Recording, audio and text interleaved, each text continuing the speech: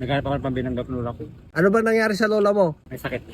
Humihingi ka para pang Pang ano lang pagkain niya. pagkain nyo, pagkain mo. Pagkain niya, kuya. Totoo. Paano pag pinuntahan natin siya para makita yung kalagayan niya? Payag ka? Ayaw mo yun, mas matutulungan natin si lola mo pag pinuntahan ko siya doon. Okay lang sa'yo, puntahan natin siya ngayon. Kayo po bakit? Isinakay natin si kuya kasi yung lola niya daw ay may sakit, saka yung lolo niya ay bulag. Pupuntahan natin yung kanyang lolo at lola para malaman yung kanyang kalagayan. Nanay mo, ay andun sa baba. Sige, tingnan natin. Ay, andito sa baba si nanay mo. Dito na po yung kwarto niya, bahay niya. Ay, bakit ayaw niya doon sa taas? Hindi na sasanay po niya. Ha? Hindi na kayo natutulog sa taas dito? Marami sila sa taas, nandyan yung dalawang babae, tatlo sila ba yung mga anak nila. Pinawakayaman ko. Si nanay mo, yung lolo mo na sinasabi mo na may sugat. Ha?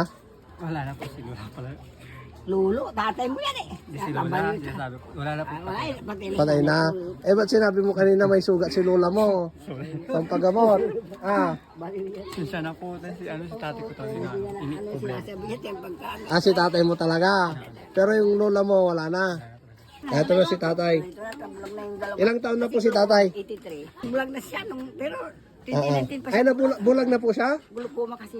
Hindi na po siya nakakakita. Wala na pong kahit Noong kaunti. 2019 pa. Pero yung totoo, humingi ka ng pera at pagkain para kay tatay mo or para sa'yo talaga? Para sa kanya pagkain sa akin yung ano. Sa kanyang pagkain, sa'yo yung pera. Para sa'yo naman pala yung pera, akala ko para kinatatay. No, yung pagkain para kinatatay, bibigyan na lang natin. Ay, bigyan nyo nga dito yan, yung groceries. Tapos ako, magbibigay na lang ako ng cash sa'yo. No? Pero sa susunod, wag ka nang iba-iba yung sinasabi. Yan para kay tatay siguro. Yan yung yung ampaw, bigyan mo si kuya ng ampaw.